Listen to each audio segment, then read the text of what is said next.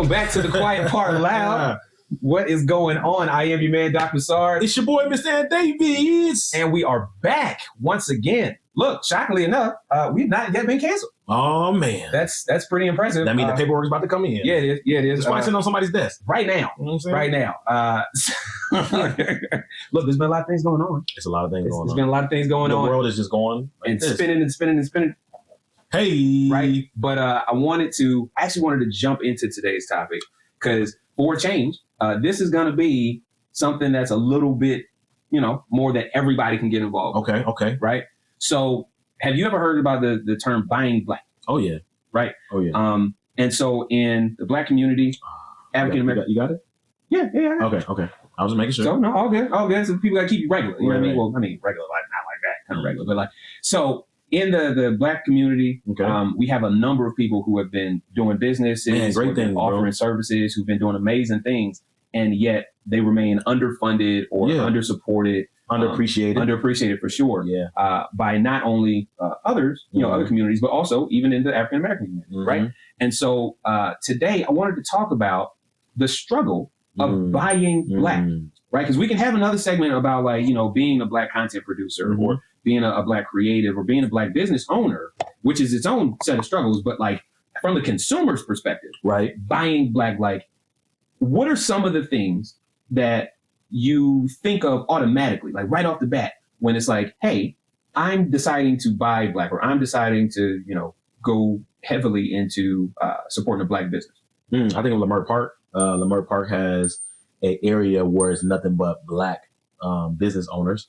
So they specialize in, healthcare, as far as your self-healthcare, soap, oil, stuff for your beard, tea. And then they also have an area where you buy black as far as clothes. Yeah. Yeah, This man. is a physical location? Yeah, man. You can go to Leimert Park. It's in that area. They okay, did you watch the show Insecure? Yeah. Once or twice. So they filmed this guy. So they filmed in the area of Leimert Park where those black companies are. Okay. So you can go there, you can buy black. They just close early sometimes. But so that's in California. In California, Leimert Park is just a block of black-owned businesses where you can get food, you get apparel, you can get health, like skin care. That's why I need to go actually get some stuff for for your face. As you get older, you want to take care of your face and all that stuff. But yeah, man, and it's dope because I'm gonna tell you this. This is cancel time. So Here we go. I mean, well, it's not cancel time. Not yet. But I can You'll be canceled on this one. Here we go already. I didn't start buying black stuff until maybe 2 years ago. Okay. No, that's I wasn't really involved in it. But I met my girl 2.5 years ago, and she's really adamant about buying black. She's like, yo, we need to skincare. We need to find black businesses. She always been about that? Yeah, always been like that. Okay. So I was like, yo, well, let's go. So we went, and I found some amazing things. Some other things I'm like, why? But for the most part, it was dope. And the first time I went was an experience. So sometimes at Leimert, they have a festival. So it's like music, and then they have like a curb where they sell like all their stuff. They bring it outside of the store. So now you don't have to walk in the store. You can just walk by the store. They have like samples and all that stuff. So that's super dope. Yeah, man, it's dope. So 2 years ago, I said that, and I was like, y'all we need to go. So we go every now and then when we go down there, eat black. Yeah. Pause. Where we eat food. Here we go. And we get our all our lotions from the area. So wait a second. Can you find this on Yelp or whatever? Yeah, man, you can.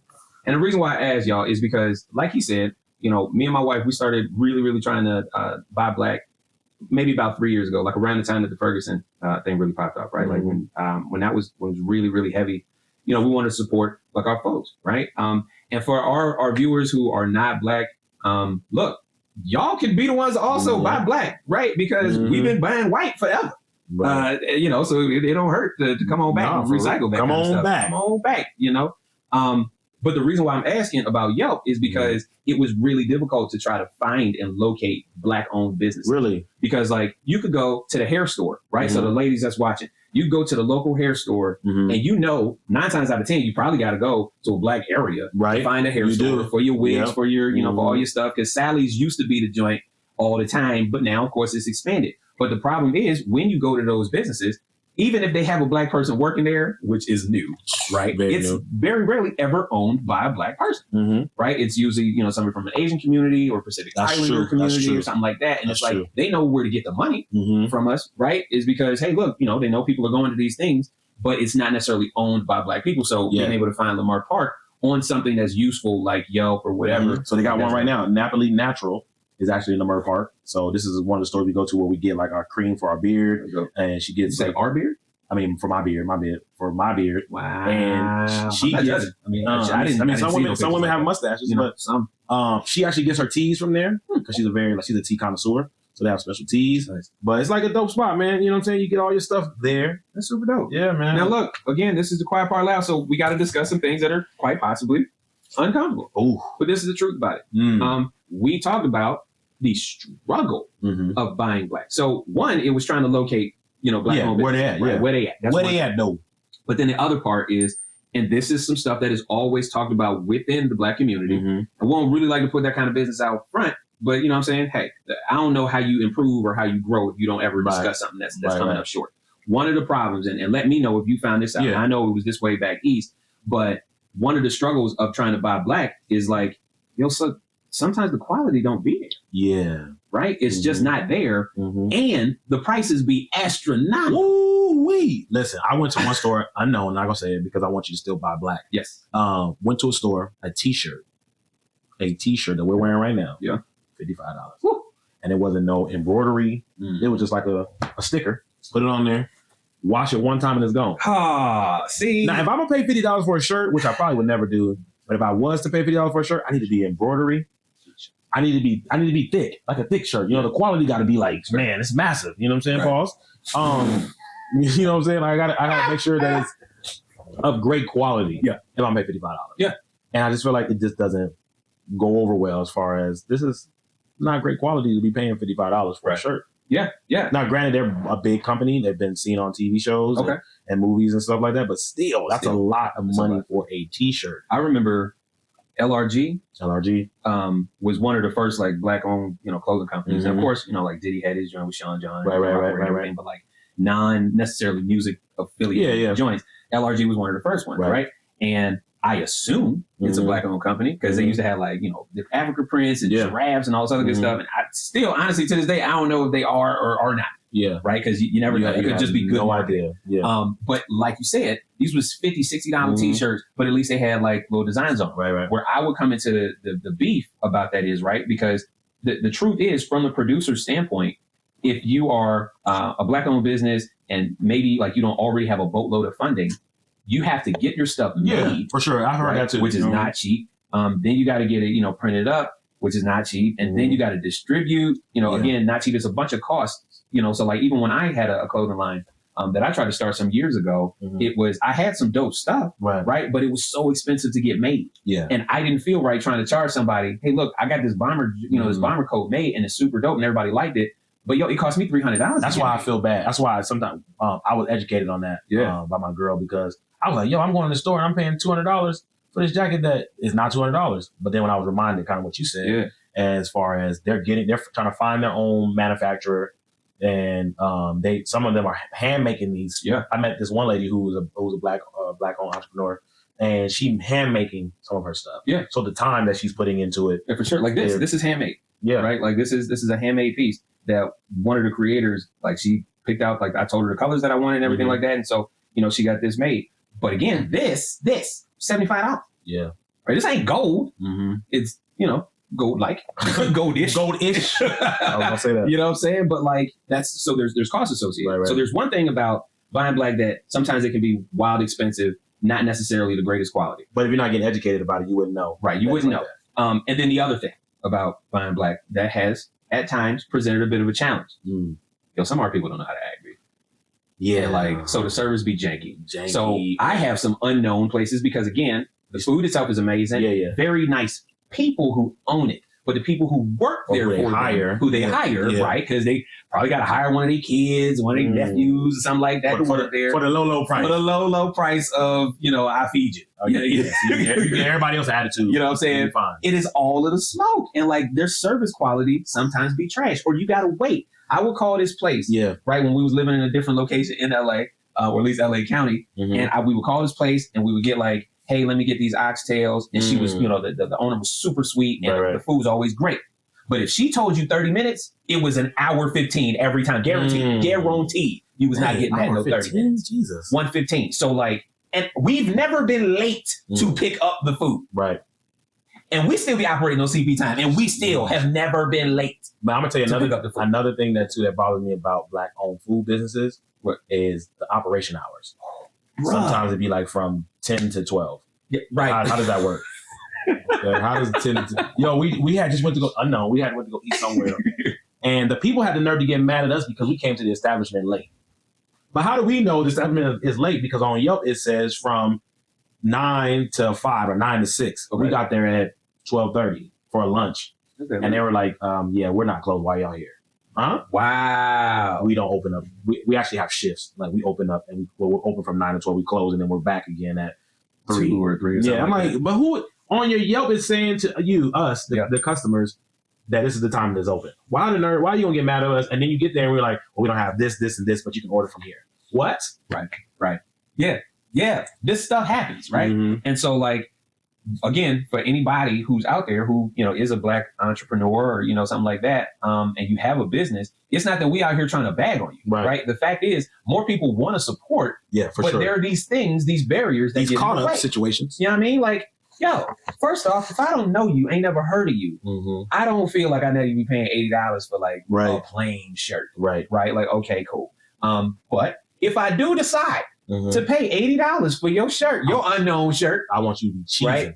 I need you to be pleasant as I'm going through this, right? I don't need no judgment. I don't need none of that. Right. And I need you to be open within reasonable time frames. People got jobs. Yeah. You know what I mean? So like, if you close at 3 o'clock, how you ever gonna stay in business? Right. If you closing at 3 o'clock because you got to go pick up your kid from like whoever the daycare center is, hey, look, man, you need to figure some stuff out. Now, Doc, listen, I want to flip the script a little bit. Come on with it. Now, as consumers, we got to be better at. This is the biggest thing for Black people. We have to be smart. We have Black-owned businesses. We're trying to make ends meet. We're trying to keep their doors open. We can't always go in there asking for a Black discount. Yes. We can't. Motherland hometown bro, discount. We can't be doing this because you see a brother. Hey, I see you, brother. All right, man. I see. Hey, look. Nah, we cannot be doing that. If we go to a service that gives you quality, service, quality, everybody's on their P's and Q's, we cannot walk into a store and think we're going to get the NAACP discount. Yeah, no, that's fact. And that don't work for us, man. And I'm glad you brought that up because this is what he was asking about. So when I was in Houston, I had heard, I read an article about these brothers who started this business called Ghetto Gastro. Fire, by the way. Right? Now, they have these Pop-Tarts. They got a bunch of different flavors. They also have cake batters. And these brothers are vegan, right? And so they're pushing healthy consumer products that you can take. Another one? No, hold one for you. Oh, okay. Yeah, hold box. I was going to help you. You know what I'm saying, brother? Trying to clean it out. So look, the fact is, they are sold at Target. Yeah, this is a Black-owned company. Now, well, that's the dope thing about Target and Walmart, though. They do push Black products. They do. They do. Taraji P. Henson has her own stuff for her hair. Oh, that's dope. Yeah, that I use for my beard sometimes. So, like, they come in, it's single individual wrapped pastries, and they are fire. Yeah, how many do they come with on the inside? It's like 6. 6, okay. No, 4 servings per container. Now, wow. Again, as we mentioned, right? It's not cheap. It's not. It's $6. $6 for a box of 4 individuals. Now they are excellent, though. Like they taste great. And again, as we're talking about, you can't be asking for the Motherland discount just off the GP because they got a business to run too. Right. Now, as they get bigger, of course, they'll be able to help with the prices, this and the other, and it's at Target, so it's not like crazy expensive. However, if you are willing to pay a crazy amount of money for some other product, you should be willing to do the same for our product, which is good, which is good quality. When I say our, I mean just like Black people. So we're part of that. Yeah, we're part of that. So again, shouts out to the fellas from Ghetto Gastro. So thank you for that. And they're not, we're not sponsored by them. They're not paying us. Nope. That's just some I was looking them up though right now. Like is really good. The other thing, and this goes back to the consumers, we will pay a ridiculous amount of money and have been for products made by people that we'll never know. Products made by people who may not support, how we vote or issues that are important to us or anything like that. We talked about this last season, how I have a room full of Yeezys, as well as a room full of J's, and Michael Jordan owns he has a couple of prisons that he owns. That's not true. It's not true. It's not true. You didn't buy into that? No, I read it. It's the wrong Michael Jordan. Okay, so it's a different Michael Jordan. It's not Michael B. Jordan. It's not Michael Jeffrey Jordan. No, it's not. A different Michael Jordan. Okay, good. Well, that's great. That's great. Yeah, I feel better. So I can buy me another pair of ones in a minute. But you know what I'm saying? Like, and then we'll go to places like McDonald's or Taco Bell or whatever, and get crap service. Yeah. But we will keep going back. Yeah. So if you go to that McDonald's ice cream machine been broken since 50 years. 1996. It's been broken since the first one ever came out, right? And honestly, McDonald's ice cream is my second favorite ice cream on the planet. First one has got to be, Blue Bell. But that's a different situation. But for soft serve, for me, there's nothing better than McDonald's. Yeah. Well, man, see. Anyway, for soft serve ice cream, for me, there's nothing better than McDonald's. But it's hardly ever available. Yeah. Right. I've gone to a ton of places. I love Wendy's food. Oh yeah. Right. But like a lot of people that work there, jerks. I used to work at Wendy's when I was a kid. I wasn't no jerk. My pops used to work at Wendy's. You know what I'm saying? It's a good man. So like, the service isn't always great, but we will continue to go back there. Yeah. We don't typically do the same if it's a black-owned business. That's true. And we like, oh, well, they need to be better. I'm not going to support them because they should be better. Look, these other places been trash, and you keep going. Been trash. So if the quality is good, work with it. You know what's crazy? Is real quick, I know we got to get out of here with that. But you know what? The biggest thing about it is a lot of these places we go to are franchise. Yeah. So if you don't like this Wendy's on 56th, you're going to go to the Wendy's on 72nd because you're like, it could be better. So that's why a lot of these black-owned places, if it's on 56th, you ain't going to see it on 72nd. Yeah. So that's the biggest thing is like, we do give these people tries and tries and tries again. Yeah. But a good point that Doc was making, we give them tries. We do. We got to keep going back. So we got to do the same thing for us. Now, if the quality's not good, if the food's not good, if the shirt's not good, it falls apart when you make it or whatever have you. That was another reason why when we came to get outfitted for this show, we went with a black-owned business. Right. And so he's a part of like the TVT family. Again, Mike B from Enlighten. Mike B. Fantastic stuff. You will not see me ever wear another top on this show that is not made by Mike. Gotta wear all of it. Gotta be, right? You know what I'm saying? And so because we really do believe in not just supporting, but like the first stuff I saw Mike do was the TVT shirts, which is an excellent quality shirt. Dope. And then when he made ours, because there's some sweatshirts, and again, if y'all like these shirts, we do sell these shirts. So that's cool. That's that'll be a little bit later down. He went to a spokesperson. However, we do sell. However, the sweatshirts that we got, fire. Yes. You got to see the back, right? You got to see the back of some of these shirts because they are bananas, right? And so, but yeah, I think it's just really important that yes, there are some obstacles that from time to time, or some hurdles, some things that you got to deal with when buying black. But let's be honest about it. And this is not shots at other people's community, but it is the truth. The best tasting Chinese food comes from places where the lady who runs that shop is mean. Yeah. Right? If they nice, that food is trash or it's average. As a matter of fact, the best tasting Chinese food you ever go have, you got to go to the projects where they got bars on the windows. Oh, yeah. Those and that's fire. And everybody knows this. Man. Right? The best Mexican food you're going to get in California is from the trucks. Yes, sir. Right? It's somebody out in the Walmart parking lot with the hood back up. You know what I mean? Talking about tamales, frijoles, all of that. They selling it. You know what I mean? And it's good. So what? There was flies buzzing around. Yeah. It's for flavoring. You got to set water. I don't know. You know what I mean? You be all right. I don't know. You got too beside yourself. I was like, wait a minute. Fair. I don't know. But the fact is that everybody, when they're on the come up, you got to have to understand, make some space for them. Right. Make some room for them to be able to support these folks. If it's a good quality, if it's a good product, really give them a shot. So that's what we wanted to put out there for today. Now, support it.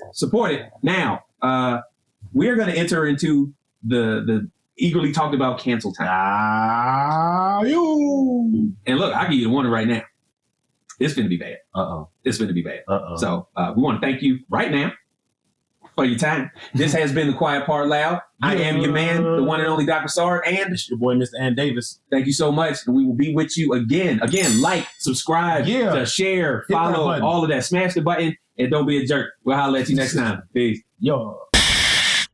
This is your captain with a friendly warning that the content ahead may be unsuitable for those easily bothered or otherwise sensitive. The good folks at The Quiet Part Loud assume no responsibility for your feelings if you choose to proceed. You have been warned. Yo, what I hear from you, man? You know what I'm saying? Yep. What is your favorite racial stereotype? Favorite stereotype has got to be that Asians are smart at math. Right now, look, I have some friends who are, a part of that community, and they actually find it near offensive. Now, I find it wonderfully interesting that is offensive to be considered smart. But the thing is, their thing is why you generalizing all of us, right? Because there's smart people and dumb people of every race. It blew my mind, because it's let me know that I was racist, right? It blew my mind to even conceive that an Asian person would be bad at math. Right? I would think so. So, you know what I'm saying? When it hit me, it was just like, is every black person good at basketball? And I was like, I suck at basketball. So I guess you got a point. You know what I mean? Like, D's A, okay. So yeah, I think that's my favorite stereotype. Is because again, you gotta wonder, like, it comes from a real place, I guess. Because most stereotypes do, right? Like most stereotypes originate from something. Just like you said about the CP time, because it ain't just colored people that be late, you know. But fine. Just like that. I think maybe they was looking at an abacus or something like that. I don't know. Maybe that one I don't understand where it came from. However, it's probably one of my favorites, right? To think about, makes me smile. What's your term? Favorite racial term. Now I cheated on this, right? So I looked up, because here's the thing, right? I'm from Virginia, and at Virginia, in Virginia, we started slavery, right? In America, this we started in the colonies, right? And started in Virginia, was the first port in Jamestown where they would bring in slave ships. As such, we are very well familiar with various racial terms. You're well versed. Well versed. The thing is, they used to be so creative. Now, I think everybody knows racism is bad. We are not encouraging racism. How? At all. Yet, some of these terms are funny. And I wanted to go through some of the funniest terms I had heard. So I did not create these. I am not calling anyone these. But I'm going to read down a list. Moon cricket. Shylock. That was used in a movie in 2005, a very popular movie with John Travolta and Andre 3000 and Uma Thurman. It was, yes, Shylock. All right. Exactly. Yes, you do. Sheep shagger. Kraut. Limey. Frog eater, sheep shagger. And this was a derogative term used for people in Scotland and Ireland because they said that they was out there banging sheep. What? Right. Frog eater. That's supposed to be the French. Goomba, which is for Italians. Now, for those of you who played Super Mario Brothers. Goomba Brothers. Exactly. So, porch monkey, as you said, it's one of the funnier ones. Sand ninja. What? Now, if y'all have heard any of these terms, all you gotta do is watch Goodfellas, you will hear most of these. Peckerwood. That's another one. Now, for Peckerwood, this is really interesting because in Long Beach, California, a bunch of the motorcycle gangs have Woody Woodpecker as one of their logos because that is tied with their actual embracing of the racial stereotype of being Peckerwood. And again, just say the word Peckerwood. That sounds very sexual in nature, but they're not even talking about that. And then before people get too mad, right? Because y'all saying we insensitive. First of all, I told you this is called cancer time. I'm not here to cancel, how you feel about you. But the thing is, did you get mad when we said a name that was not associated with your group? Like, if you're not Italian, did you get mad when we talked about Goomba only? If you're not Italian, did you get mad at Goomba? Did you get mad at Sheep Shagger? What did you get mad at? Did you get mad at Peckerwood? Again, it's still one of the funniest ones. Peckerwood and Sheep Shagger. Those probably are like I'm still talking about Sheep Shagger. Sheep Shagger. So that might be number one right now. Sheep Shagger. Yo, Mr. and David. Man, we here, bro. We are here. So, hey, my brother, I got two questions for you. Okay. What is your favorite racial stereotype and or your favorite racial slur? Man, I'm gonna say for me, my stereotype is when they say we late, that's CPT time. Because here's the thing, 92.8% of the time, it is true. And the other 8 is we're still trying to figure out how to be exactly on time. So we are close. So if we say 9:30, for the early people, they're gonna be there at 9:29 or 9:28. For the late people, if they say 9:30, we're gonna make our grand entrance at 1 o'clock. Now, do you find that to be standard for every colored person? Or? Man, if I had to think about my mental Rolodex, I only know maybe 5 people in my whole lifetime that have actually been on time. And the rest of us, we're trying to figure it out. And that is the sad thing, but it's funny at the same time, because I'm like, who came up with CPT time? Because we was once slaves, we had to be on time for something. But for somewhere, somebody said, you know what, we ain't got to get this no more, so we're going to go ahead and be late. We're not going to make it on time. We're not going to do this. And I'm the only one that can say that because I'm black. But it's just funny how now it's just like, we are in this part of life where CPT time is real. And this is the thing, Doc. It has gone through generations and generations of black people who decide to say, I'm going to make my grand entrance when I want to make my grand entrance. So that's what CPT time is, but I love it because it's almost real and it's almost all the way accurate. Fair. Okay. Now, what about your favorite racial slur? Ooh. So, actually, me and Doc was talking about it just recently, and I think the one that's funny to me because I'm like, how did they get that? It's porch monkeys. Because I ain't no monkey, and I don't sit on nobody's porch. But for some reason, they decided that they wanted. Here's the thing, and me and Doc talked about this too: is y'all can't come harder than that. Like that was some soft, aggressive. I don't even know how to call it, but porch monkeys, man. Hey, I ain't nobody porch monkey, but I think I probably got whipped because I would have laughed at them. So that's all y'all can think of. So y'all just call us porch monkeys. That's it. So that to me is not my favorite, but it's kind of funny that they would think of those terms and not think of something stronger than that. Because I think I would have, if I was in that time, I definitely would have been roasting them back, for sure. Mr. Ann Davis, did you know? No. Like ever? I am here almost every day, and never have I ever. Now here's the thing. In California, that's a staple. Yeah. You can set up shop anywhere, no permit, no nothing. But when I tell you these Mexican people be out here slanging that meat, pause, and they be working them corners. Illegally or legally, they making it happen. You know what I'm saying? Y'all can never say they ain't making that money because they making that money tonight. You know what? That actually brings me to a point that I wanted to make. One of the other wild racial stereotypes. Who said that Mexicans was lazy? Oh my God, they work all the time. Look, I worked on a construction site one time, right? Like when I was younger. And I worked construction, and we actually, all the black people there did not want to work with the crew of Mexicans. Not because they wasn't good people, not because they wasn't good workers. It's because they never took breaks. That was the real deal. They never took breaks, bro. Man. They work all the time. Where I live at in California, I won't say where I live because for purposes, I don't want y'all chasing me down. Fair. But Doc is right. These cats will start at, it's 9:30. That thing will be up until at least 1 or 2. 1 or 2 o'clock. Where I live is they start at 5, Doc. They don't end till 2:30. And you're probably saying to yourself, and why you out at 2:30? I had to go do a run real quick. You know what I'm saying? We was doing some things, and I had to do a run. When I was out there, I was like, yo, these cats are still out here serving meat, pause, at 2:30. And the line was just like this. Cats was sitting out there like there was crack in the meat. That's how bad it was. But like Doc said, to say they don't work, to say they lazy, that's preposterous, man. Crazy. I'm gonna use my college words, preposterous out here in the streets. Crazy. That's what they doing, man. Slanging to me. Slanging to me.